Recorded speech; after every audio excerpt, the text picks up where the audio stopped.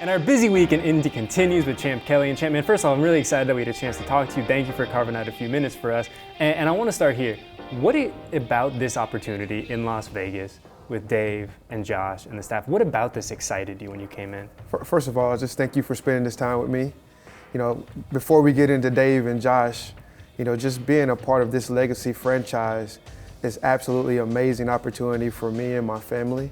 You know, when I think about the Raiders and I think about Mr. Davis, you know, we're in a period of really trying to have good diversity, equity, and inclusion in this league, where Mr. Davis was doing that before all of this took place, you know, hiring the first black head coach, drafting the first black quarterback in the first round. You know, so being a part of this organization was really, really huge and key for me. I think about this organization as being pioneers, and the NFL itself doesn't look the same without Mr. Davis. And I'm glad you brought that up, because that's one thing that I've always been really proud of working here is all those things that you mentioned, right? Where I think now, and I don't mean this in like a crass way, but I think it's very trendy to be like, hey, yeah, we want to be inclusive and we want everyone to be involved. But like, to your point, Mr. Davis was doing that 50 years ago, before it was cool, before it was popular, before it was okay to make those kind of stands, to do it when it wasn't easy. And I think that's one thing that I've always been really proud about, that we have that history, that we have that, frankly, it's a pillar, it's a foundational part of this organization. Absolutely. You know, he wasn't mandated. He did that because it was right. Yeah. A trendsetter. And I think being a part of that, being a part of an organization that had a visionary leader such as himself, it's just been awesome. You know, for me, it's nostalgic, you know, to be here, and I don't take it for granted. And a guy that won a lot too, a guy who won a lot of football games in the process, and we're hoping that you and Dave and Josh can continue that legacy of winning a lot of football games here in silver and black. So at what point did you know, like, hey, this is a place that I want to be, this is a place for me professionally, personally, that I want to continue my journey? Well, I started my my career in the NFL in the AFC West. I was out in Denver, and so I would have to travel, you know, to advance scout the Raiders, and I saw that fan base, and I saw the alumni come back and their love for this franchise, and you know, wanting to be a part of this family, and so, you know, having this opportunity to be with, you know, two awesome men, you know, not just football men, but two awesome men like Josh McDaniels and David Ziegler, is just a great opportunity for me. So did we get you to the old Coliseum? Were you out there? Have you been in there scouting before? I've been in the Coliseum many a time. Yeah. Many a times. I actually wore my disguise of some black shirt or some silver so that I didn't get picked out of the crowd. You went incognito mode on them? I did. Oh, man, that's awesome. You know, you look at this opportunity, right, and you talked about doing it with two good men, not just football men, but two good men. Like, for someone in your position, right, where someone in the front office and you guys spend so many hours together and you're grinding tape and there's so much that goes into it, how important is it to be surrounded by good people? Well, you know, for me, I'm at a point in my career where I'm not just taking a job to take a job. Like, you want to be around people who, you know how to win football games, but also know how to treat people. Ultimately, all we have in this profession are our people and our processes.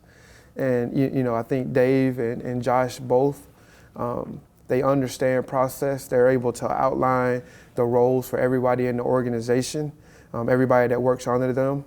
And they're also able to treat people right, treat people with respect, because they've done multiple roles. They kind of cut their teeth in different areas and they work themselves up within the organization. And so I have a tremendous amount of respect and love for those two guys. And I think when you talk about it, you know, I get a chance to watch those two guys with their families. You know, I think it's hard for you to be a good leader if you're not doing that in your own household. And so I watch these men with their kids and with their wives, and that right there alone lets me know that they're going to be great stewards of responsibilities for the Raiders. You know, I know we've talked about Dave and Josh a lot, and where did you meet? Where did your paths cross for the first time? Because obviously it's a big move for you, your family, professionally, all that stuff, to come join them here in Las Vegas. So at what point did you originally cross paths with those guys? So I've known, you know, both Dave and Josh now for over a decade. We all actually worked together at Denver, you know, and so I got a chance to work with Josh McDaniels when he had his first opportunity as a head coach. You know, and I always admired, he's a brilliant football mind. I've been in this sport or around this sport most of my life, and he's one of the most brilliant minds I've been around. And so just, staying connected with him throughout the years as, I was in Chicago and he went back to New England, or even when his time in St. Louis. And then Dave, we got a chance to work together when he first came to Chicago. And we would always talk throughout the years of, different ways, the different processes we wanted to use in order to make our teams, our individual teams better. We would challenge each other. And I think that's what we're going to continue to do now with the Raiders. I know there's a very human element of the fact that you're comfortable, you know these guys, they know you. But in terms of the process, the evaluation, how valuable is it that you guys have that base of knowledge together, that you're not coming in and you're trying to learn something new, like you know what they like, they know what you like and you value. So how important is that as we get closer to the draft and free agency and the offseason? No, that's extremely valuable. I think it all boils down to trust, right? We don't have to come in and work on learning to trust each other. Mm-hmm. There's already a foundation of that that's built. There's a respect for how each of us work individually, and we don't always have to agree on everything. But we know we're all speaking our truth from a place that's going to be best for the Raiders. And so when we do make decisions, we're going to make them as a collective. And that's what's going to be best for our organization. And so knowing that right off the top, right off the rip, will help us as we move forward into this season. I know that you're still so early in the process of this new job, of this new role for you, but when you look at what you've learned over the past couple of weeks, the past month, what have you learned about this team? We spent, most of the time this last month or these last few weeks, just evaluating our own team. That's the most important thing at this time. Going through draft meetings, free agency meetings, and ultimately just getting a chance to meet the staff.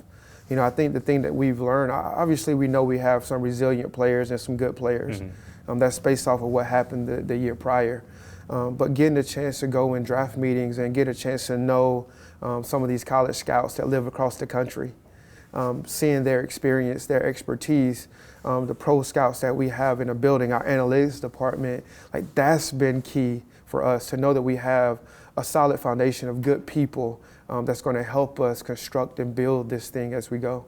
We're here obviously talking to you in Indy during the start of the Combine, a very busy week for everyone here in this city. But when you kind of look at your checklist, of your to-do list of what you want to really accomplish over the next 6 or 7 days, like what's kind of at the top of that list? First off, because we got, such a later start in the evaluation of our team, I'm spending a lot of time, kind of focusing on our players still at the Raiders. And then obviously watching, the next thing that's going to hit for us is free agency. So when I'm not, meetings or doing formal interviews with college players, I'm watching tape on current free agents just to make sure that we're prepared for the start of the league year. But as we're here, obviously, we want to get to know these players as much as possible, these current draftable players. And we set our foundation here with understanding that these guys are going to be, system fits for our organization, getting to know them as people, find out about their background, their history, their character, learning about their endurance. And obviously you're going to get a chance to watch them move around a little bit, but the most important thing is seeing if they're going to fit what we're looking for as Raiders. I know you talked about it a little bit about the kind of the late start because of the hiring process and all that. But for you individually, right? And I know that you and Dave and Josh are the entire staff here is in this position. But what are the challenges of going through the first Combine with a new team? Well, the Combine, I've been going through Combine since 2007. So, there's not a whole lot of newness. Once you have a understanding of what fits your particular system, I think as you go there and you interview players or you watch players or you get a chance to talk to people, you start to really kind of hone in on what fits your particular system. Because ultimately, when you're looking at the draft process, whether you start off with, 600 players that you like, it's ultimately you gather information and you're weeding out players as you go until you find that number of players that fits exactly what you're looking for as a Las Vegas Raider. And so, going through this process or being here at the Combine, I'm ultimately, trying to meet as many of these guys or talk to these guys as possible through informal interviews so that we get a chance to really, really know, who that player is, learn about their football intellect, get to know a little bit about their personal character, why they did certain things and how they did certain things, the best way for those guys to learn or to be taught. And those are the things you try to pick up along the way this week. Because at the end of the day, it's a people business, right? I think that's the one thing that I've learned being here for as long as I have. It's a people business. On our side of things, on the football side of things, it's all about those relationships and, like you said, finding people that fit the program that you're trying to build. Absolutely. I really and truly believe this. Like, we are all constantly evaluated on a day-to-day basis.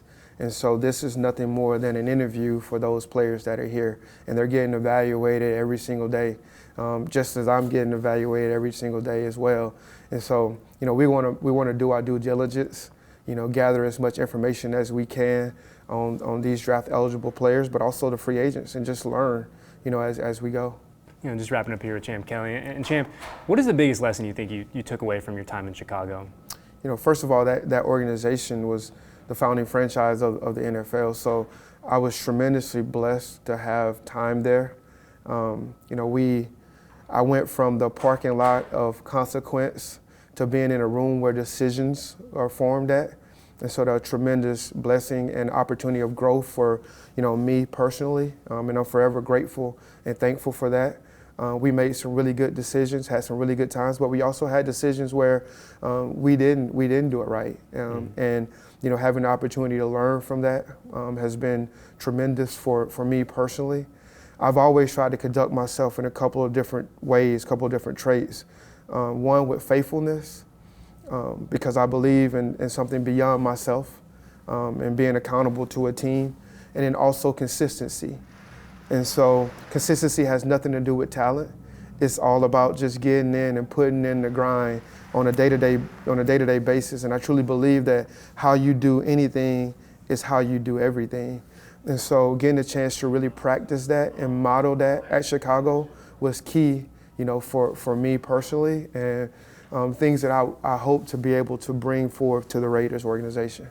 I was going through your bio when you announced that we were bringing you on board, and one thing that really stood out to me was that you so extensively had spent time scouting the CFL, the AFL, and I think that a lot of folks think like, oh, we have the guys at the Combine, we have the free agency, the NFL guys, but there's so many more players out there, and you really can kind of find these diamonds in the rough, can't you?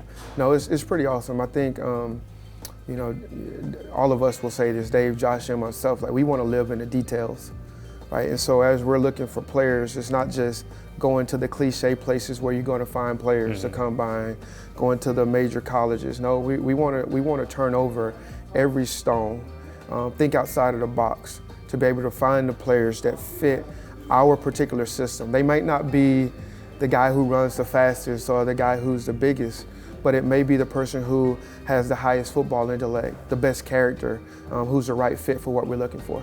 Awesome. Well, Champ, I know it's an incredibly busy week. We appreciate you stealing a few minutes for us. Good luck out in Indy, and we're very happy as a member of the Silver and Black. Thanks for having me. I really appreciate you guys.